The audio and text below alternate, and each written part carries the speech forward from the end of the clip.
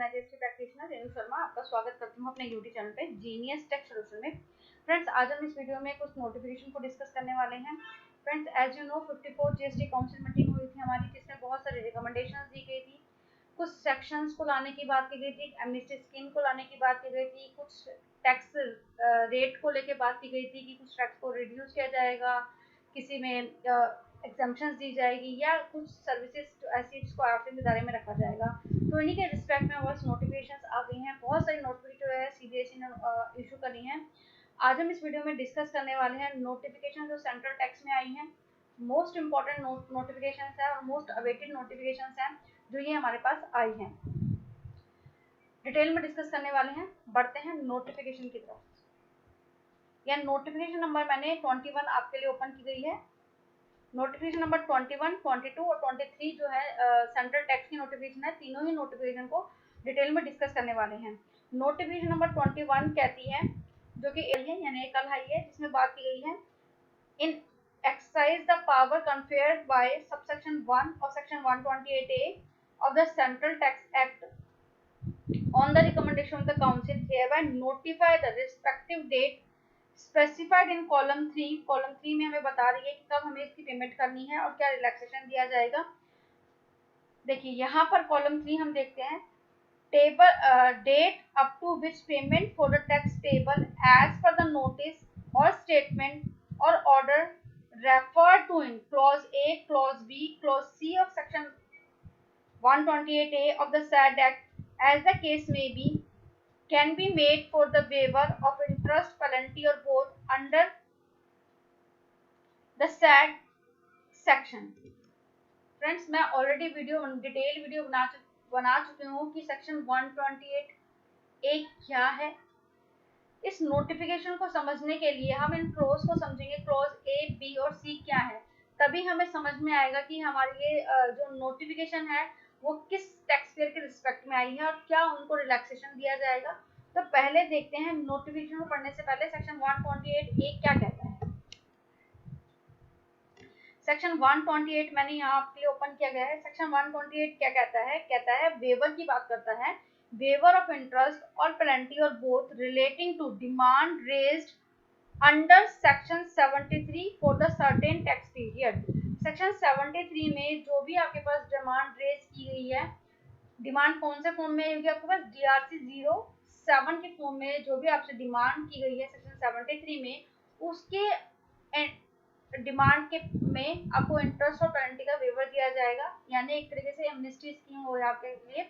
अब पढ़ते हैं इसके क्लॉज को, जिस क्लॉज में हमें रिलैक्सेशन दिया गया है। अब इसका सेक्शन 1 का A, B और C क्लॉज को जो है इंटरेस्ट और पेनल्टी का वेवर दिया गया है। पहले क्लॉज A को देखते हैं। क्लॉज A क्या कहता है?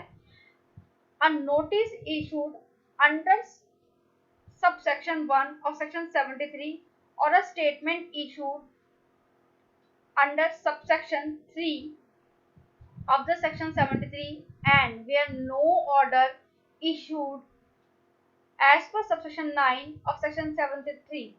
अब ये कहता है सेक्शन 73 में बात करता है, तो प्रॉपर ऑफिसर को लगता है कि किसी टैक्स पेयर ने आईटीसी जो है आईटीसी एक्सेस क्लेम कर लिया है, रॉन्गली अवेल्ड किया है या रिफंड ले लिया है या टैक्स कम पे किया है, लेकिन ये सब इसमें फ्रॉड के इंटेंशन से नहीं किया है, तो प्रॉपर ऑफिसर क्या है, उसको सेक्शन 73 में नोटिस इशू करता है।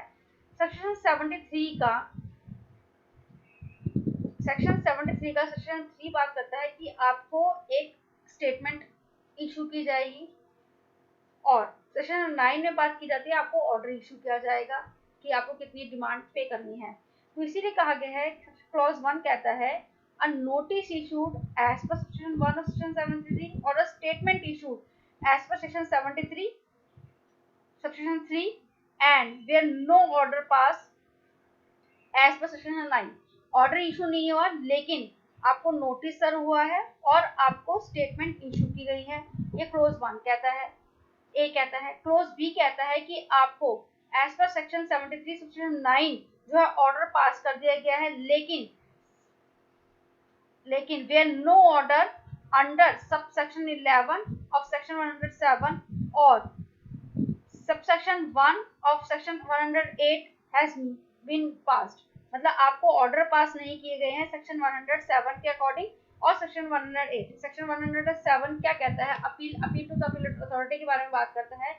इसके ऊपर भी मैं डिटेल वीडियो ऑलरेडी बना चुकी हूँ, लेकिन आपको बता दें कि सेक्शन 11 क्या कहता है। सेक्शन 11 कहता है कि प्रॉपर ऑफिसर जो कि अपीलेट अथॉरिटी है उसको लगता है वो भी कंफर्म करेगी कि आपके अगेंस्ट जो उसने ऑर्डर पास करना है, कंफर्म करना है या उसमें कुछ चेंजेस हैं या आपके अगेंस्ट डिमांड बढ़ाई जाएगी या घटाई जाएगी। ये जो है क्लॉज बात करता है 11 के बारे में। ये ऑर्डर आपके पास ना इशू ना हुए हो, ये दो केसेस में जो है आपकी पेनल्टी इंटरेस्ट और पेनल्टी का विवरण दिया जाएगा एज पर सेक्शन 128A।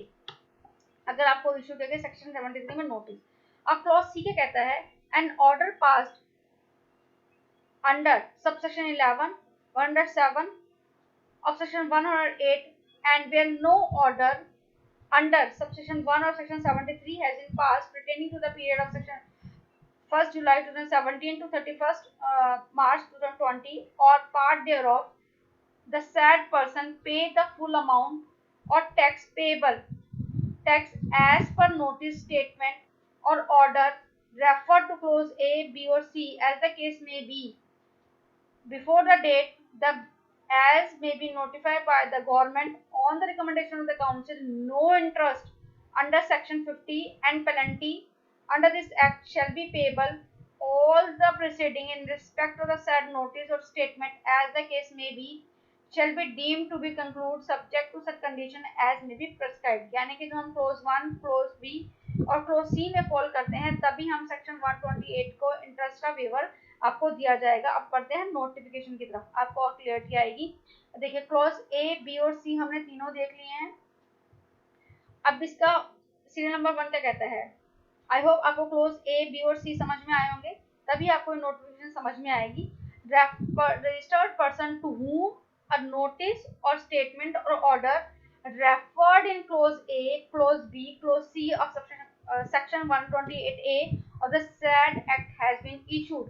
यानी कि सेक्शन 128A के अकॉर्डिंग क्लोज ए, बी और सी में अगर आपको नोटिस स्टेटमेंट है या ऑर्डर इशू किया गया है, तभी अगर आप उसकी पेमेंट कर देते हैं 31 मार्च 2025 तक, तो आपको इंटरेस्ट और पेनल्टी अब नहीं देनी पड़ेगी। अब सीरियल नंबर 2 क्या कहता है इसका, registered person to whom a notice has been issued under subsection 1 of section 74 in respect of the period referred to in subsection 1 of section 28A of the said act and an order is passed or required to be passed by the officer in process of the direction of the appellate authority or the appellate tribunal or the court in accordance with the provision of section 2 of section 75 for the determination of the tax payable by the such person and deeming if the same the notice were issued under subsection 1 of section 73। यानी कि आपके पास section 74 को notice आ गया, लेकिन appellate authority को लगता है या आपने क्लैरिफाई कर दिया कि ये नोटिस जो हमें सेक्शन 74 में नहीं इशू होना था, सेक्शन 73 में इशू होना था, तब आपको जो है इंटरेस्ट और पेनल्टी का वेवर दिया जाएगा। यहाँ पर बात की गई है कि आपको टाइम लिमिट की, टाइम कितना, इसमें पीरियड कितना बताया है, period referred in subsection 1 of section 128A, जिसमें बात की गई थी कि देखिए मैं आपको सेक्शन बढ़ा देती हूँ दोबारा से। यहाँ पे कौन सी पीरियड की बात की गई है, 1 जुलाई 2017 से लेकर 31 मार्च 2020 तक अगर आपके पास कोई नोटिस आया है, तभी आपको जो है सेक्शन 128A में आपको इंटरेस्ट और पेनल्टी का वेवर दिया जाएगा। और ये नोटिफिकेशन जो है कब से इम्प्लीमेंट होने वाली है, 1 डे ऑफ नवंबर 2024 से जो है नोटिफिकेशन जो है अगर आप पेमेंट कर देते हैं 1 नवंबर 2024 के अगर पेमेंट करते हैं जो आपके नोटिस सर्व किए गए हैं, तो आपको इंटरेस्ट और पेनल्टी का वेवर दिया जाएगा। आई होप फ्रेंड्स ये नोटिफिकेशन नंबर 21 आपको समझ में आई होगी। कोई भी डाउट है किसी भी की तरह का तो कमेंट से जरूर पूछेगा, I will definitely revert back to you. अब देखते हैं नोटिफिकेशन नंबर 22 क्या कहती है। देखिए नोटिफिकेशन नंबर 22 ये भी हमारे पास 8 अक्टूबर को ही आई है। अब इस नोटिफिकेशन में क्या कहा गया है, इसमें कहा गया है जो भी आपको किसी भी टैक्स पेयर को नोटिस इशू किए गए हैं सेक्शन 73 में, सेक्शन 74 में, सेक्शन 108 या 107 या 108 में, और उनको डिमांड इशू की गई है, has been issued confirming demand for wrong availing of input tax credit on account of contravention of the provision of subsection 4 of section 16 of the Act CGST. section 16 हमें बात करता है eligibility and condition to claim input tax credit, जिसमें हमारे close insert किए गए थे, close 5 और क्लोज 6 को इंसर्ट किया गया है। अगर उसमें वो फॉल करते हैं तो आपको जो है डिमांड आपकी जो है कम हो जाएगी, आपको रेक्टिफाई ऑर्डर दिए जाएंगे। बहुत सारे नोटिसेस जो हैं इसी सिलसिले में आए थे कि आपने सेक्शन 16 सेक्शन 4 की जो टाइम लिमिट है उसको आपने कंप्लीट नहीं किया, उसको टाइम बारिंग होने के बाद भी आपने जो आईटीसी क्लेम किया था। तो बहुत सारे केसेस जो हमारे जुलाई 2017 से लेकर 1920 के हमारे पास आए थे, इसमें बहुत सारे जो टैक्स पेयर को नोटिस आए हैं उसमें टाइम बारिंग के ही आए हैं, उनके लिए बहुत बड़ा रिलैक्सेशन है कि उनकी डिमांड जो है वेव ऑफ हो जाएगी। इसमें क्या कहा गया है, लेकिन जिन टैक्स पेयर ने इंटरेस्ट अपना रिवर्स कर दिया था या जिन्होंने पेनल्टी जमा करा दी थी, तो उस केस में उनका रिवर्सल नहीं होगा, लेकिन अगर उनको पेनल्टी अभी जमा करानी है तो उस केस में उनका जो है ऑर्डर रेक्टिफाई किया जाएगा। यही इसमें बात की गई है नोटिफिकेशन में।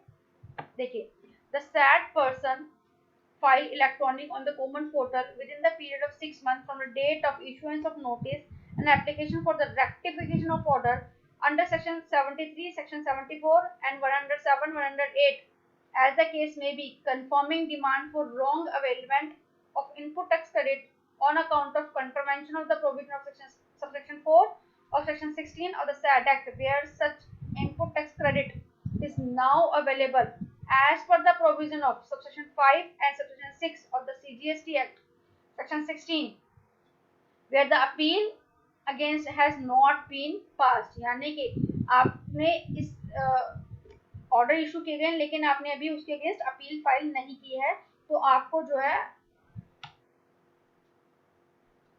रेक्टिफिकेशन का ऑर्डर दिया जाएगा। यहाँ देखिए, जिस भी ऑफिसर ने आपको डिमांड रेज की थी वही ऑफिसर जो है आपका रेक्टिफाई ऑर्डर पास आउट करेगा। इसके सीरियल नंबर 4 में कहा गया है, the proper officer for carrying out rectification of the order shall be authorized who had issued such order, and SAD authority shall take a decision on the SAD application and issue the rectified order as far as possible within the period of 3 months from date of the application.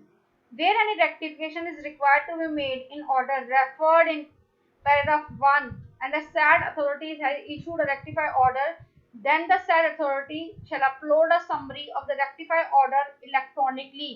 यानी कि आपको जो भी officer ने आपको rectify order issue किया है तो वो आपको इलेक्ट्रॉनिक यानी कॉमन पोर्टल पर आपको अवेल कराया जाएगा।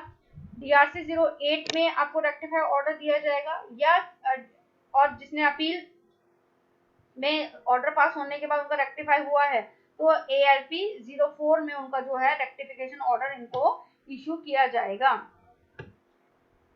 देखिए, the rectification is required to be made only in respect of demand of such input tax credit has been alleged to the availed wrongly availed in contravention of subsection 4 of section 16 of the SAD Act, but where such input tax credit is now available as per 5 and subsection 6 of the SAD section 16, where such rectification adversely affected the person, the principle of nature justice, and shall be followed the authority caring of such rectification।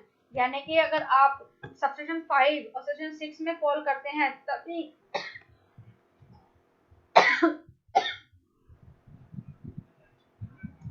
तभी आपको जो है rectification दिया जाएगा। इसमें आपको annexation ए के according जो है डिटेल्स यहाँ फिल करनी है, डिमांड आपको डालनी है, कंफर्मिंग डिमांड डालनी है, फाइनेंशियल 17, 18, 18, 19, 19, 20, 20, 21, 22 जो भी है आपका रिलेट करता है उसमें आपको यहाँ पे डिटेल्स फिल करनी है। लास्ट में आपको यहाँ पे डिक्लेयर करना है कि I undertake that no appeal under section 107, 112 of the act is pending against the order which is the rectification application is filed I declare all the information provided by me is accurate and truthful. इस तरह की आपको declaration file करनी है, submit करनी है, तब आपकी ये जो है रेक्टिफाई ऑर्डर लग जाएगा। लास्ट नोटिफिकेशन जो है नोटिफिकेशन नंबर 23, उसमें क्या कहा गया है, GSTR 7 डालनी होती है जो हमारा registered taxable person that the total amount of the late fees payable under section 47 of the SAD Act by the registered person for fails to furnish the GST return in form GSTR 7 for the month of June 2021 onward by the due date shall stand waive which is in excess of an amount of 1000 rupees। उनके लिए wave of कर दी गई है। Next provision में क्या कहा गया है, provided for the total of late fees payable under section 47 of the SAD Act, the registered person who fails to furnish the return in form GSTR 7 for the month by the due date where the total amount of central tax deducted at source is the SAD month is nil shall be stand waived। यानी कब से notification effective हो जाएगी, 1 day of November 2024 से ये जो है हमारी नोटिफिकेशन इम्प्लीमेंट हो गई हैं।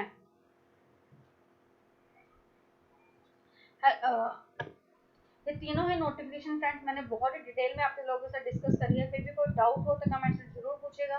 फ्रेंड्स अगर आपको हमारी वीडियोस अच्छी लगती हैं, वीडियो कंटेंट अच्छा लगता है तो प्लीज़ वीडियो को लाइक कीजिएगा, शेयर कीजिएगा और मेरे चैनल को सब्सक्राइब कीजिएगा जो कि बिल्कुल फ्री है। Thank you for watching.